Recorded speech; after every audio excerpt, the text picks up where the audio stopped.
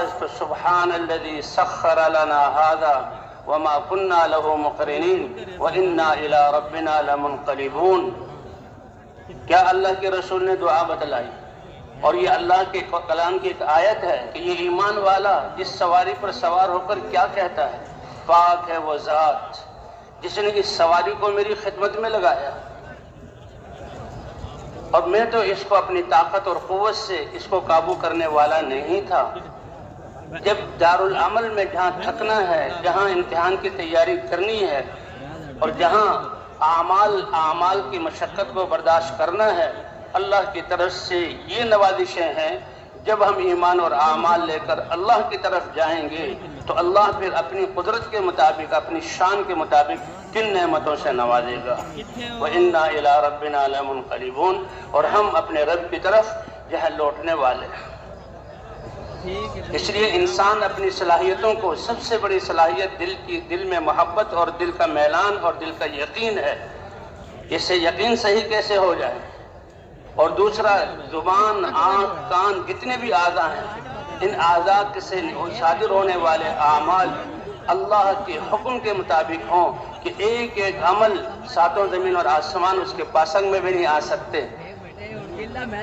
تو اس کا ایک ایک عمل ہر سانس میں اللہ کے حکم اور نبی کے طریقے کے مطابق ہو. اس کے لیے اللہ نے حضرات انبیاء کرام کو بھیجا. اس لیے کہتے ہیں کہ ہدایت انسان کی سب سے پہلی اور سب سے بڑی اور سب سے اہم ضرورت ہے.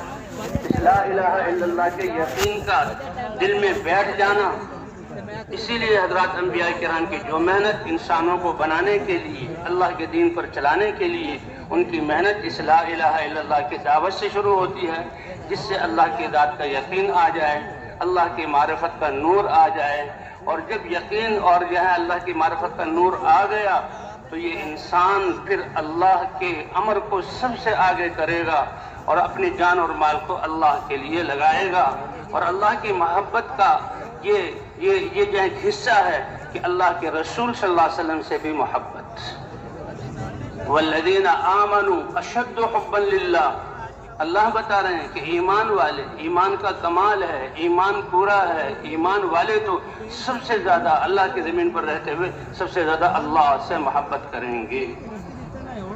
اس لیے اس کا جو عمل بھی اللہ کے امر کی بنیاد پر ہوگا، یہ اللہ کا امر ہے، ٹھیک ہے، رسم و رواج بھی ہے، لوگ دیکھ رہے ہیں، دنیا کی حاجتیں بھی ہیں، لیکن میں ان کی طرف نہیں دیکھ رہا. وجہت وجہی للذی فطر السماوات والارض حنیفا وما انا من المشرکین. میں نے تو اپنا رخ ہر عمل میں کس کی طرف کیا؟ اللہ کی طرف کیا. اس یقین پر اللہ اپنے قدرت سے کائنات کے نظام کو اس انسان کے تابع بنائیں گے. حضرت ابراہیم علیہ السلام نمرود جیسا طاقتور بادشاہ اور اس کی فوجیں اور طاقت اور اس کا دنیاوی نظام غلے پہنچانے کا ایسا کنٹرول کرتا تھا، کہتا میں ہوں تمہارا خدا، میرے سامنے سر جھکاؤ، مجھے الہ مانو تو دوں گا ورنہ نہیں. اور ابراہیم علیہ السلام اس کے لیے اللہ نے ایسے نافرمان شخص کو بھی اس کی نافرمانی سے ہلاک نہیں کیا. انسان تو تھوڑی سی بات میں غصے میں مرنے مارنے پر آ جاتا ہے، یہ کیوں کیا؟ اے کریم رب، آپ کے حلم کے قربان جائیں، کتنے حلیم ہیں. آپ کی زمین پر رہتے ہوئے ہم کتنی نافرمانیاں ہوتی ہیں اور آپ کتنے گناہوں کو بخش دیتے ہیں اور کتنے گناہوں میں توبہ کا انتظار کرتے ہیں کہ بندہ توبہ کر لے، اس کی زبان سے معافی کے الفاظ نکلیں، آنکھوں سے ایک آنسو کا قطرہ بہ جائے تو میں اس کے سارے گناہوں کو معاف کر دوں. اس پوری طاقت نے ابراہیم علیہ السلام کے لیے آگ جلائی اور ابراہیم علیہ السلام اکیلے ان کو باندھ کر منجنیق پر بٹھایا گیا تاکہ جھٹکے کے ذریعے فضاؤں میں اڑتے ہوئے آگ کے بیچ میں آ جائیں.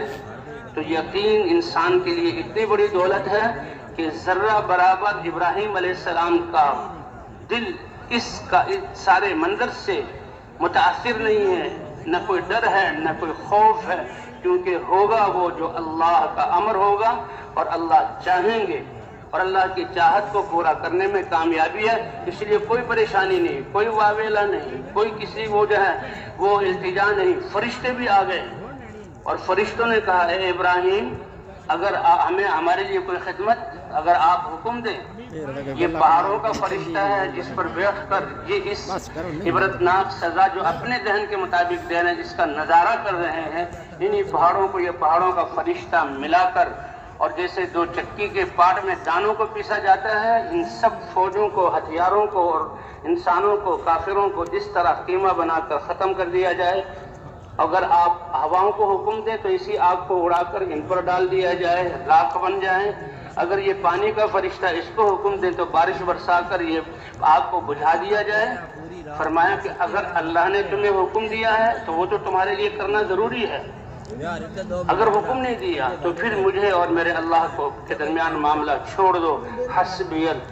حسبی اللہ نعم الوکیل نعم المولا و نعم النصیر، میرے لیے میرا اللہ کافی ہے اور اللہ بہترین کارساز ہے، بہترین خیرخواہ ہے۔ فرمایا اس یقین کی بنیاد پر اللہ نے جب ابراہیم علیہ السلام کو یہ نہیں کہ پہلے سے آگ کو بجھایا، اللہ نے اپنی یہ قدرت بھی دکھلائی کہ آگ کا جلانا کس کے امر سے ہے؟ اللہ کے امر سے۔ آگ کی لپٹوں نے ان کا استقبال کیا، آگ کے بیچ میں، انگاروں کے بیچ میں آئے، اللہ کا براہ راست حکم آیا، یا نار کونی بردا و سلاما علی ابراہیم، اے آگ میرے ابراہیم کے لیے ٹھنڈی بھی ہو جا اور سلامتی والی بھی ہو جا۔ اتنی ٹھنڈی بھی نہیں کہ ٹھنڈ سے تکلیف ہو، سلامتی والی۔ فرمایا وہ 40 دن جو آگ میں گزرے ہیں، میری بچپن جو شاہی محلات میں اور باپ ان کے وزیر تھے نمرود کی یہاں قرب میں گزرا ہے، تو ان سب سے بہترین دن اور راحت اور آرام اللہ نے مجھے آگ کے بیچ میں پہنچا ہے۔ وہی آگ اسی وقت میں ان رسیوں کو جلانے والی ہے جس سے بندھے ہوئے ہیں، اور ابراہیم علیہ السلام کے جسم کا کوئی بال اور کسی جو ہے وہ کپڑے کے کسی دھاگے اور تار کو جلانے والی نہیں ہے۔ تو یہ یقین ہے جو حضرات انبیاء کرام لے کر آتے ہیں، اور سب سے پہلے اس یقین کو، اور جب یہ یقین آ جاتا ہے پھر انسان اللہ کے احکام کو مانتا ہے۔ اسی بنا پر حضرت ابراہیم علیہ السلام